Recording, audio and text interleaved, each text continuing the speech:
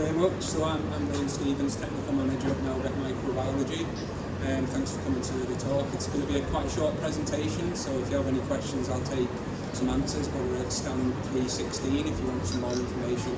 And Charlotte's at the front here with some leaflets if you want to take them.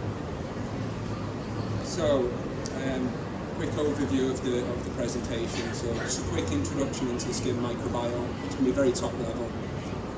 Role of the microbiome in skin health, skin microbiome claims, skin microbiome testing that we offer, and potentially the future of skin microbiome testing, although it is actually here, but it's probably not utilised very much in skin microbiome testing currently. So, quick introduction. So what is the skin microbiome? It's the combined genetic material of all the microorganisms on the skin, including bacteria, viruses and fungi. It's also more properly referred to as the skin microbiota, and there are roughly 1 trillion bugs on our skin, 1,000 different bacterial species, 80 fungal species, and they're an integral component of normal human skin. Microbiome composition is skin site specific and it's person specific.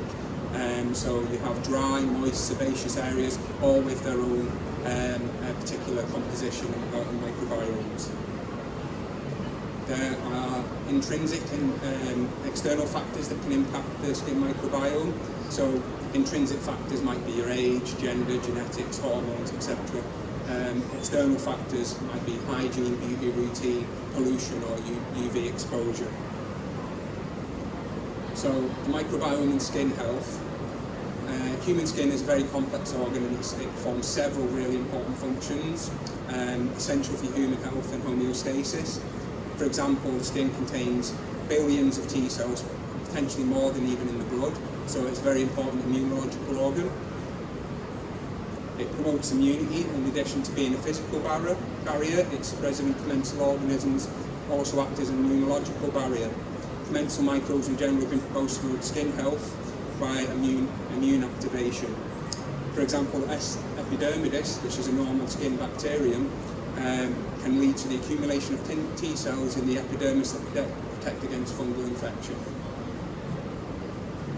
Staph epidermidis also has been demonstrated to produce antimicrobials that may protect against pathogenic organisms like Staphylococcus aureus and Streptococcus species. So what you might understand as well is that certain skin disorders are associated with skin microbiome dysbiosis, meaning that certain overgrowths with certain organisms are associated with these diseases. Whether they cause the disease or they're associated with disease flare-ups or they're as a result of the disease has not yet been properly elucidated, but it's something that's under investigation currently.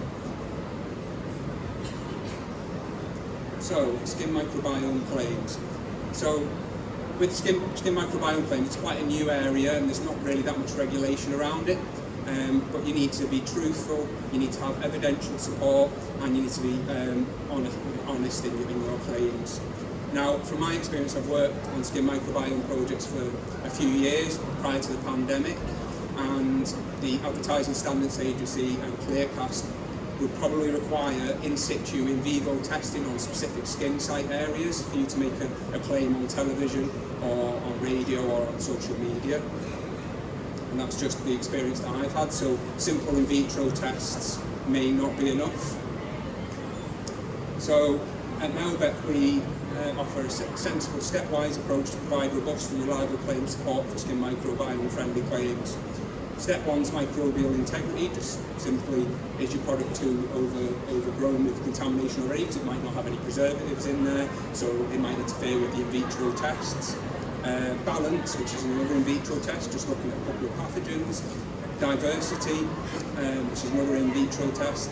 And then step 4 and 5, they're quite interchangeable, but I would suggest that artificial skin and living skin can be quite expensive, so a lot of clients would just move straight on to the step 5 testing, in vivo testing, or in situ testing on panelist skin. So, like I mentioned, microbial integrity, basically looking at aerobic mesophilic bacteria and fungi to make sure that the product is not too heavily contaminated for us to carry out the testing.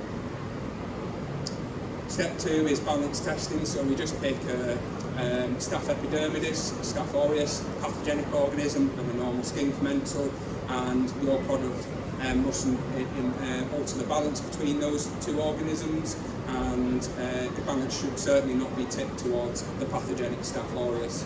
These tests, again, I reiterate, are more screening tests for initial ingredients testing or for initial product development. And then a step 3 test, which is diversity in vitro. We pick 3, 4, 5 or 6 organisms depending on skin site, so if it's scalp or if it's face or an oily or sebaceous or moist site, and we pick relevant organisms from those. And your product should not shift the balance into dysbiosis by letting one organism or a couple of the organisms dominate over the others.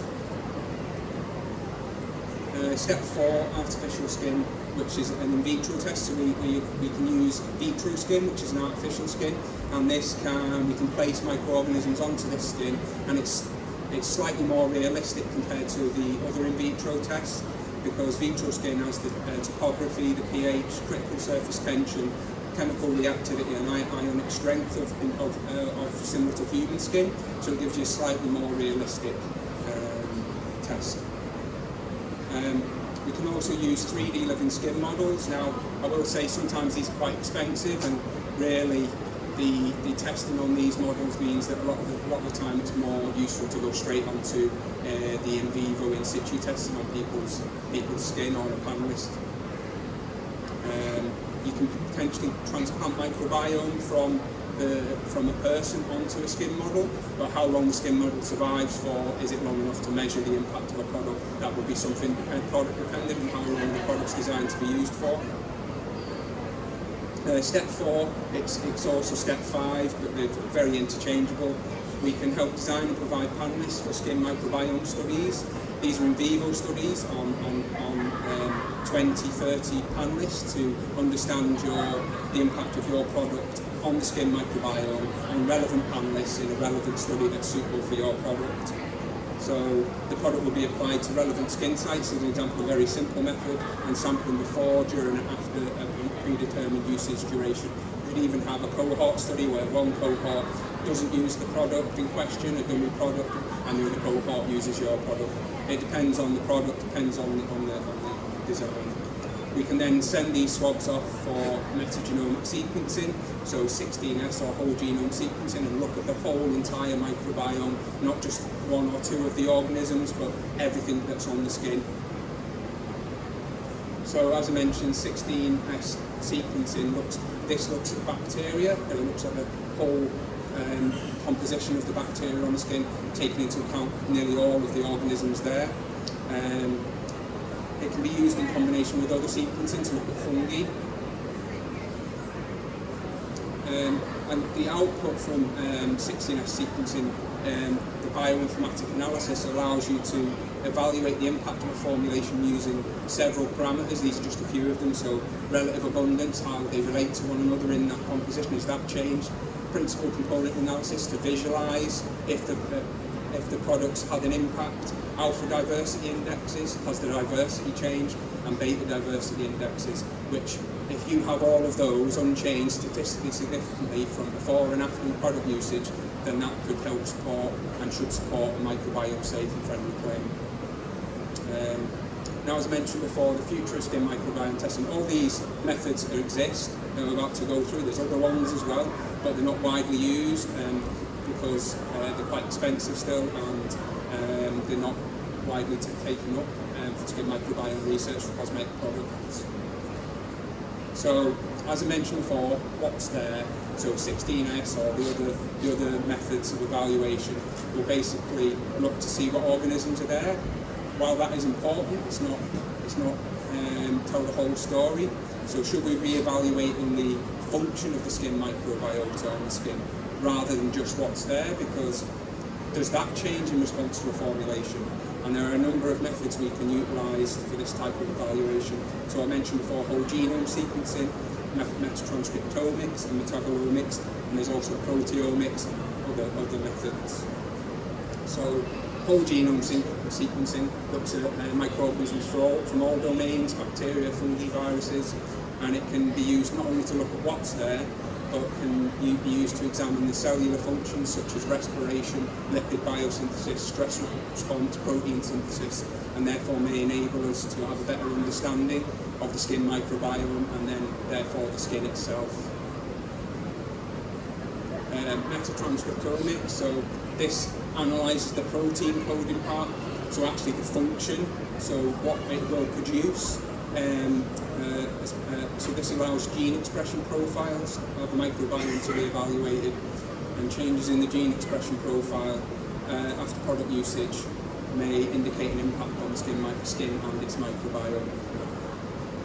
And then finally, very complicated, I'm not an expert in this by the way, so this is metabolomics. This is actually the metabolites produced by the skin and the skin microbiome, and if that is actually the function, the lipids they're producing, the antimicrobials they're producing, everything that they're producing on the skin, does that change before and after your product is used on the skin? Now, these methods are probably not where you're going to be soon, but they are developing areas, and I think one day these are the kind of methods that will be used to support skin microbiome claims. Thank you for listening, and I will take some questions if anyone's got any.